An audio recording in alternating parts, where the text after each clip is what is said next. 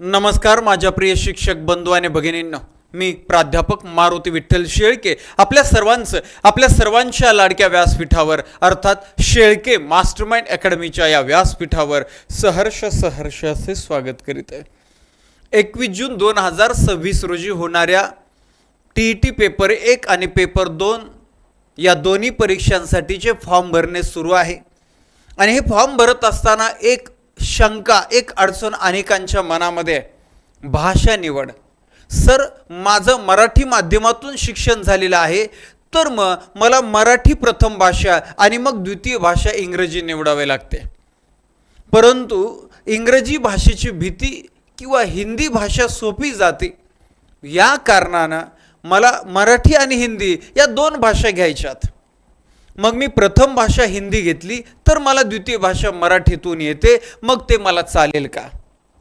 यासाठी गाईडलाईन म्हणून आत्ता तुम्ही फॉर्म भरत असताना सुद्धा तिथं त्या फॉर्मच्या त्या परीक्षा परिषदेच्या त्या पेजवर 2013 म्हणजे 15 ऑक्टोबर 2013चा GR आपल्याला गाईडलाईन म्हणून दिलेला आहे आणि तो तुम्ही एक फक्त ओव्हरलुक करा, म्हणजे हा प्रश्न जो आहे तो एकदम क्लिअर कट संपूनच जाईल। इथं क्लिअर समजून घ्या की शिक्षक पात्रता परीक्षेचे आयोजन मराठी, उर्दू, इंग्रजी या माध्यमातून करण्यात यावे। दोन्ही पेपरमधील भाषा 1 व 2 भाषा या विषयांसाठी खालीलप्रमाणे लँग्वेज 1 लँग्वेज 2 राहतील आणि मग याच्यामध्ये भाषा 1 मराठी निवडली, भाषा 2 इंग्रजी, इकडं उर्दू किंवा आता परत भाषा 2 इंग्रजी, भाषा 1 इंग्रजी म्हणजे मराठी निवडली, भाषा 2 इंग्रजी, भाषा 1 इंग्रजी निवडली, भाषा 2 मराठी आहे आणि पेपर तसा बायलँग्वेज 2 भाषांमध्ये असतो, त्याचा तर काय विशेष नाही। भाषा 1 उर्दू निवडली तर भाषा 2 मराठी किंवा इंग्रजी येणार, अशा रीतीने 2013चा GR आहे। बरं, मग आता इथं तुम्हाला हिंदी भाषेसंदर्भातचं काही गायडन्स दिलंय का? नाही दिलं। का नाही दिलं का नाही? त्याचं कारण त्यावेळेस हिंदी भाषेचं इन्क्लूड नव्हतं। हिंदी भाषा आता 2 TET पूर्वीपासून आलेली, म्हणजेच काय 2013 तुम्हाला कुठलीही भाषा निवडायला अजिबात बंधन करत नाहीये। हिंदी आता समाविष्ट झालेली भाषा आहे आणि म्हणून तुम्ही कोणत्याही माध्यमातून तुमचं शिक्षण झालेलं असलं तरीही तुम्ही प्रथम भाषा हिंदी निवडू शकता आणि द्वितीय भाषा मराठी घ्या, द्वितीय भाषा इंग्लिश घ्या, हे जसे ऑप्शन आहेत तसे तुम्ही निवडू शकता, काहीही प्रॉब्लेम नाही। विद्यमान आमदार प्रशांत बम साहेब यांनी त्या संदर्भात परीक्षा परिषदेला शासनाला तशी अट सुचवली होती की पहिलीपासून इंग्लिश कंपल्सरी आहे, तर तुम्ही इंग्लिश आणि मराठी याच 2 भाषा कंपल्सरी ठेवाव्यात। मात्र शासनानं, सरकारनं ते काय मानलेलं नाहीये आणि इथं साधी पात्रतेची परीक्षा आहे, गुणवत्तेची नाही, पात्रतेची परीक्षा आहे आणि त्याच्यामुळे ह्या काही कुठल्या भाषेच्या अटी शर्ती अजिबात नाहीयेत आणि म्हणून भाषेबद्दल तुम्ही निश्चिंत राहा।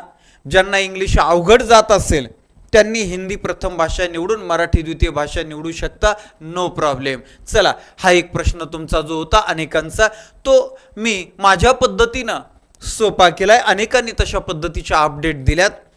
तुम्हाला पेपर 1 ची तयारी करायची, पेपर 2 ची तयारी करायची, सर्व विषयांचा लाईव्ह लेक्चरचा, रेकॉर्डेड लेक्चरचा, टॉपिक वाईज टेस्टचा, टोटल टेस्टचा आणि सर्वोत्तम निकालाची परंपरा असणारा, 18 वर्षाची अखंड परंपरा असणारा आपला क्लास आहे, आपली अकॅडमी आहे, अर्थात शेळके मास्टरमाइंड अकॅडमी। तुम्हाला जॉईन करायची असल्यास सर्व विषयांचा कोर्स आहे, स्वतंत्र एका विषयाचा कोर्स आहे, ॲज यू विश, परंतु तयारी करा। ही तयारी करत असताना सध्या वेळ 70-80 दिवस म्हणजे भरपूर वेळ आहे। पॉझिटिव्ह राहा। सेवेत असणाऱ्या शिक्षक बांधवांना, भगिनींना सध्या शाळेतल्या मुलांच्या परीक्षा, त्याचे लोड आहे, अगदी काय जनगणना येईल, अजून काय कामं येतील, हे सगळे कामं आहेत, परंतु यातून तुम्ही दररोजचे 4-5 तास वेळ काढला 100% TET पास होता येतं आणि पुढे आता तुम्हाला सुट्ट्या लागणार आहेत मे महिन्यामध्ये आणि मग मे महिन्यामध्ये सुट्ट्या लागल्यानंतर तुम्हाला शाळा सुरू होईपर्यंत मधला जो सुट्ट्यांचा काळ आहे त्यामध्ये जास्त फोकस करा, जास्त वेळ द्या.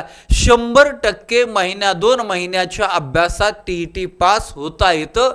त्यापेक्षा जास्त कालावधी आपल्याकडे आहे. आम्ही सर्व विषयांचं प्रत्येक घटकाचं अचूक गायडन्स करण्यासाठी आपल्या सोबत असावं आहोत. काळजी नसावी, फक्त काळजीनं अभ्यास असावा एवढीच अपेक्षा आहे. चला आजच्या या छोट्याशा अपडेटच्या व्हिडिओमध्ये इथंच थांबूया. आपल्या शिक्षक बांधवांसाठी, भगिनींसाठी, सहकारी मित्रांसाठी या लेक्चरची लिंक अवश्य शेअर करा, म्हणजे भाषेबाबतची संदिग्धता 100% क्लिअर होईल. धन्यवाद. Thank you very much.